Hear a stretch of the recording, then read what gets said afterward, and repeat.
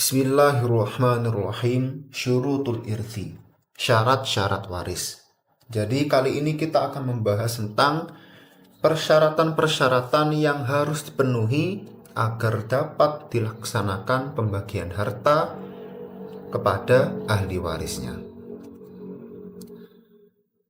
Syarat pertama, meninggalnya mayit atau mautul muwarrith. Jadi muwarris itu artinya adalah orang yang mewarisi atau si orang meninggal, si mayit. Meninggalnya mayit secara pasti atau jelas atau secara tidak pasti, perkiraan penetapan hakim. Jadi persyaratan pertama agar bisa dilaksanakan pembagian harta warisan yaitu si pemilik harta ini harus meninggal atau si pewaris ini harus meninggal terlebih dahulu. Yang dimana entah meninggalnya itu kita tahu secara jelas atau secara pasti atau secara tidak pasti. Contohnya, contoh meninggalnya mayit secara pasti. Ahli waris yang mengetahui bahwa mayit telah meninggal menurut pernyataan dokter. Jadi jelas di sini ahli waris mengetahui betul bahwa si mayit ini telah meninggal, entah melalui pernyataan dokter ketika di rumah sakit atau ketika ahli waris ini langsung mengecek bahwa denyut nadinya tidak ada, kemudian nafasnya tidak ada, semacamnya. Kemudian contoh meninggalnya mayit secara tidak pasti.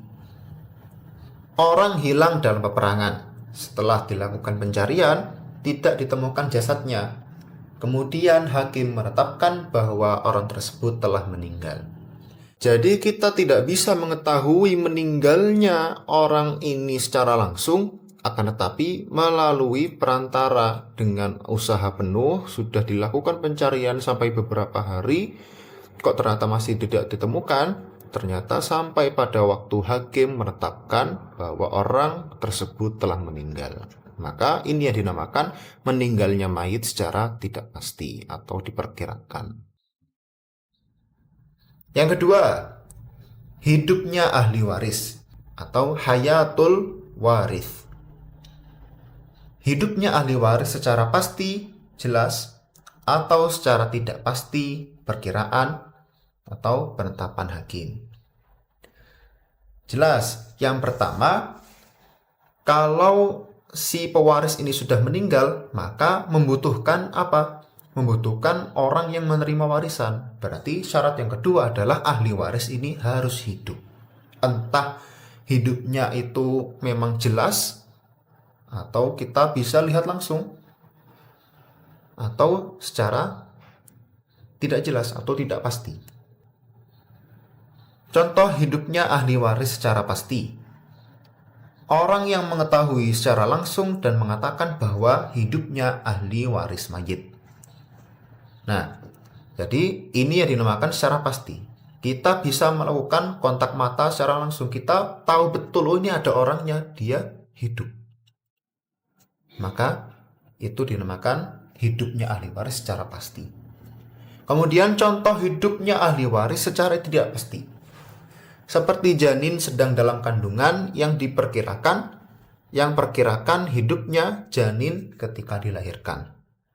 Dari contoh ini kita mengetahui bahwa janin itu juga berpotensi mendapatkan harta warisan. Meskipun toh dia belum dilahirkan. Akan tapi ini catatannya.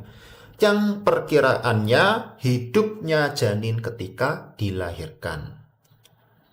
Maka apabila si janin ini sudah jelas kita tahu bahwa janin ini sudah tidak bisa dilahirkan atau harus digugurkan atau bagaimana, hal tersebut tidak memenuhi persyaratan yang kedua, yaitu hidupnya ahli waris, karena janin ini sudah diperkirakan akan meninggal.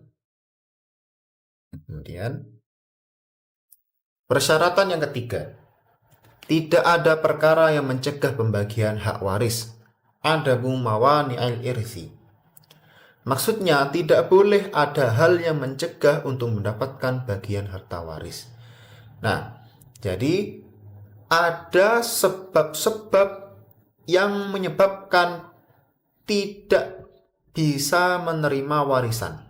Sebab-sebab tersebut ada 3.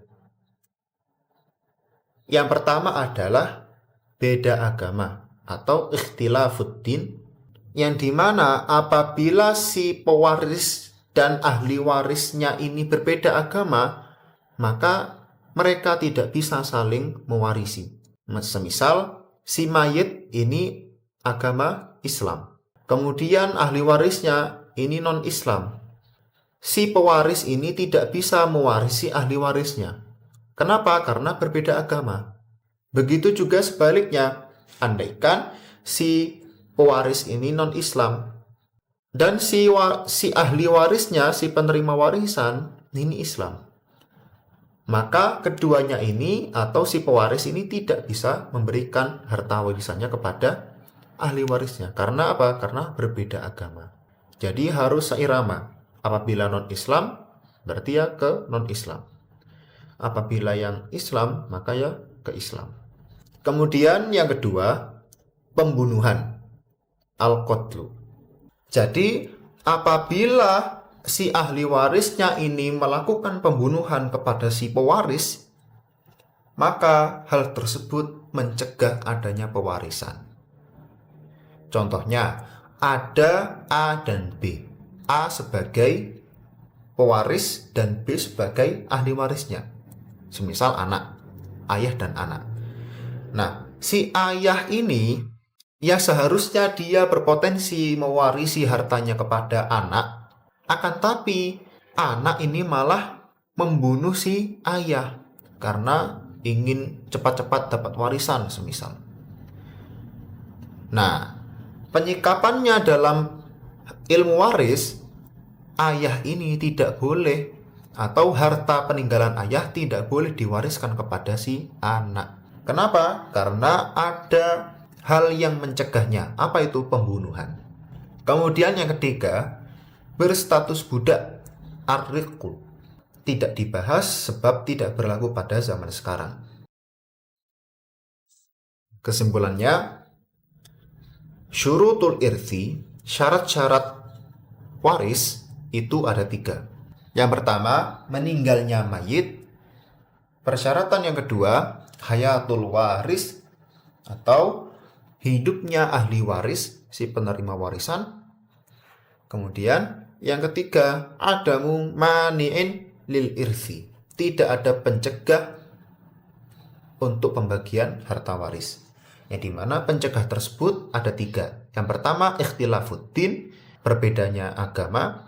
Kemudian yang kedua, adanya pembunuhan, yang dimana dilakukan ahli warisnya kepada si pewaris. Kemudian yang ketiga, ar-riqu, yaitu perbudakan atau si orang yang meninggal ini berstatus sebagai budak. Akan tapi tidak dibahas karena di zaman sekarang sudah tidak ada perbudakan. Wallahu a'lam bishawab. Sallallahu ala Nabi Muhammad.